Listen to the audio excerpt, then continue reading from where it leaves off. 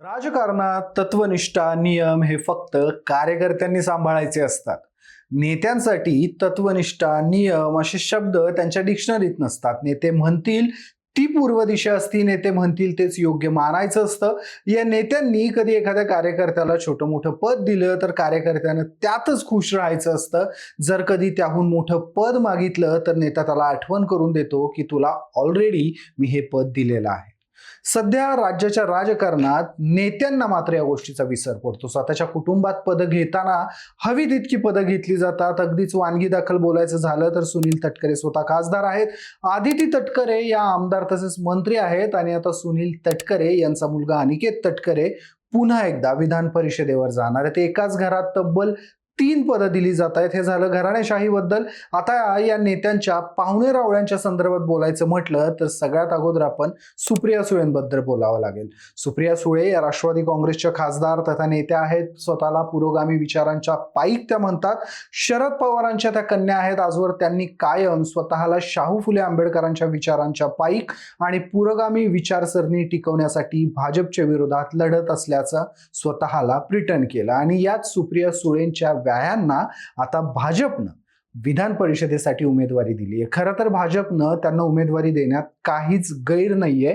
मात्र एकीकडे आपण पुरोगामी विचारांचे पाईक असल्याचं, पुरोगामी पक्ष चालवत असल्याचं सांगताना आज त्याच सुप्रिया सुळेंनी आपल्या व्याहींचं विधान परिषदेची उमेदवारी मिळाली म्हणून अभिनंदन केलंय. हे व्याही तेच आहेत जे RSSचे कार्यकर्ते राहिलेले आहेत, ज्या संघटनेला NCP सुरुवातीपासून विरोध करत आलेली आहे. म्हणूनच आपण एकंदर राजकारणातली नाती ही कशी व्यक्ती सापेक्ष असतात हेच समजावून घेणार आहोत. आणि सुप्रिया सुळे यांचे व्याही नक्की कोण आहेत, त्यांचं आजवरचं भाजपमधलं योगदान काय, RSSशी ते निगडीत कसे आहेत, कार्यकर्त्यांनी ज्या विचारधारेच्या विरोधात लढावं, आपल्याला मतदान करून निवडून द्यावं अशी नेत्यांची अपेक्षा असती, तेच नेते त्याच विचारधारेच्या सोयऱ्यांचं अभिनंदन करतात. तेही त्याच नेत्यांच्या मित्रपक्षानं सदर व्यायांवर घोडे बाजाराचा आरोप केलेला असताना. त्यामुळे आपण या व्हिडिओच्या माध्यमातून यात सगळ्या गोष्टी जाणून घेणार आहोत. नमस्कार, मी शशी आणि तुम्ही पाहताय कट टू कट. राजकारणात 2 प्रमुख विचारधारा असतात. एक असते रेसिस्ट आणि दुसरी असते पुरोगामी. किंबहुना पुरोगामी लोक हे स्वतःला पुरोगामी म्हणतात किंवा तसा दाखवण्याचा प्रयत्न करतात. आपल्या इकडं भाजपला रेसिस्ट म्हटलं जातं तर तिला विरोध करणाऱ्या पक्षांना पुरोगामी म्हटलं जातं. किंबहुना ते पक्ष स्वतःला पुरोगामी म्हणवून घेतात. मात्र हे पुरोगामीपण हे फक्त त्यांच्या कार्यकर्त्यांसाठी असतं. नेत्यांची अपेक्षा असते कार्यकर्त्यांनी आपल्यासाठी रस्त्यावर उतरावं, आपल्यासाठी लढावं, आपल्यासाठी विरोधी पक्षांसोबत भांडावं. हे कार्यकर्ते देखील नेत्यांचा आदेश शिरसावंदे मानतात. आपल्या नेत्याच्या विरोधात असणाऱ्या पक्षामधल्या कार्यकर्त्यांसोबत भांडणं करतात. नुकतंच रोहित पवार आणि गोपीचंद पडळकर यांच्या कार्यकर्त्यांमध्ये हाच प्रकार झाला होता. तुम्ही त्या पक्षाचे आहेत, आमच्या नेत्याच्या विरोधात आहात म्हणून गावकी लोक एकमेकांशी बोलायची बंद होतात, एकमेकांची डोकी फोडतात. पण हेच नेते जेव्हा वैयक्तिक गोष्टींची वेळ येते तेव्हा विरोधी विचारासारख्या गोष्टी बाजूला सारतात. सुप्रिया सुळेंच्या बाबतीत देखील काहीसं असंच म्हणता येईल. त्यांच्या कन्या रेवती सुळे यांचं लग्न नागपूरचे उद्योजक तथा RSSशी निगडीत असणारे भाजपचे अरुण लखानी यांचा मुलगा सारंग लखानी यांच्यासोबत ठरलेला आहे. अरुण लखानी हे आता भाजपकडून विधान परिषदेचे उमेदवार आहेत. त्यांना उमेदवारी मिळाल्यानंतर सुप्रिया सुळेंनी त्यांना अभिनंदनाचा फोन केल्याचं बोललं गेलं. मात्र अरुण लखानी यांच्यावर राष्ट्रवादी काँग्रेसचा मित्रपक्ष तथा महाविकास आघाडीचा घटक काँग्रेसचे विजय वडेट्टीवार यांनी गंभीर आरोप केलेले. अरुण लखानी यांचं नाव खरं तर पूर्वी विधान परिषद आणि राज्यसभा या दोनही निवडणुकीच्या वेळेस मागच्या वेळेस चर्चेत आलेलं. मात्र या दोनही वेळेस भाजपकडून त्यांना साईडलाईन केलं गेलं. भाजपकडून त्यांना उमेदवारी दिली गेली नाही. त्यानंतर सुप्रिया सुळे यांनी मुलीच्या लग्नाचं आमंत्रण घेण्यासाठी मोदीजींची भेट घेतली. त्यावेळी लखानी कुटुंब देखील त्यांच्या सोबत होते आणि या भेटीनंतरच राजकीय सूत्रांच्यात एक चर्चा मोठ्या प्रमाणात रंगली होती. ती म्हणजे कदाचित आता लखानी यांना विधान परिषदेचं तिकीट मिळू शकतं आणि झालंही तसंच, त्यांना तिकीट मिळालं देखील. मात्र यावरून विजय वडेट्टीवार यांनी लखानी यांच्यावर टीका केली होती. विजय वडेट्टीवार म्हणाले होते, अरुण लखानी असू देत किंवा दुसरे कुठले उद्योगपती, शेवटी ते उद्योगपतीच आहेत. आता तर त्यांचे संबंध मोठ्या राजकीय परिवाराशी जोडले गेलेत. अशा परिस्थितीत सामान्य माणसाला या निवडणुका आवाक्या बाहेरच्या आहेत. किमान आमच्यासारख्या लोकांच्या तरी या आवाक्याच्या बाहेरच्या दिसत आहेत. स्वतः सुप्रिया सुळे यांनी यापूर्वी अनेकदा भाजपवर टीका करताना पक्ष फोडणं, ईडी सीबीआयचा गैरवापर करणं असे अनेक आरोप केलेले आहेत. मात्र आता सुप्रिया सुळे यांचे व्याही यांच्यावर देखील त्याच अनुषंगाने आरोप होत आहेत.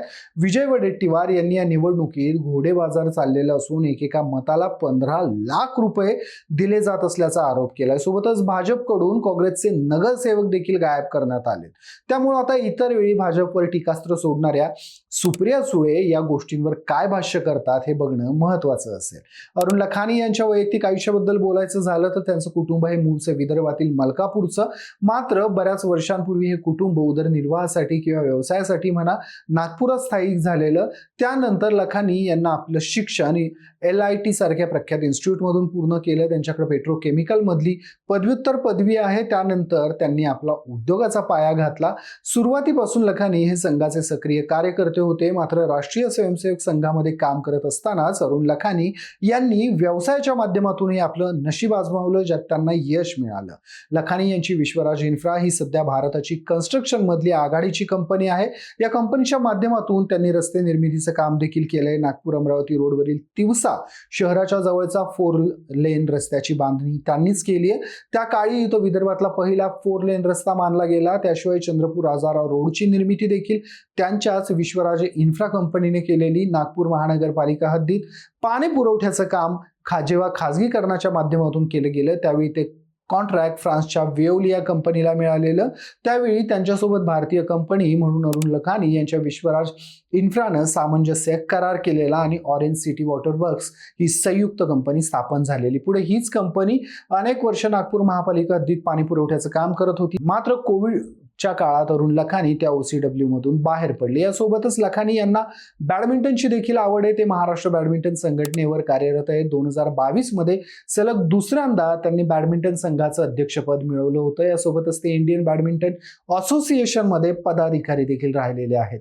पण हे सगळं करत असतानाच अरुण लखानी यांनी आपली राष्ट्रीय स्वयंसेवक संघाशी असणारी नाळ टिकवून ठेवली.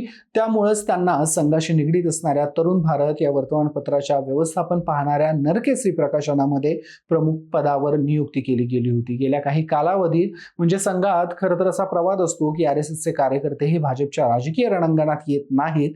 मात्र लखानी यांनी सक्रिय राजकारणात यायचा निर्णय घेतला. ते नागपूरमधील भाजपचे नितीन गडकरी यांच्या गोटातले मानले जातात. तुर्तास तुमची अरुण लखानी यांच्या उमेदवारीबद्दल काय मतं आहेत? राजकारणी लोक जेव्हा वैयक्तिक नातेसंबंधांची वेळ येते त्यावेळी विचारधारा, निष्ठा, तत्व या गोष्टी विसरतात का? या नातेसंबंधांवरून रूट लेवलच्या कार्यकर्त्यांनी काय धडा घ्यायला हवा? तुमची मतं मला कमेंट्समध्ये आवर्जून कळवा. व्हिडिओ आवडला असेल तर व्हिडिओला लाईक करा, शेअर करा आणि हो, अशाच राजकीय घडामोडी जाणून घेण्यासाठी कट टू कटला सबस्क्राईब करायला विसरू नका.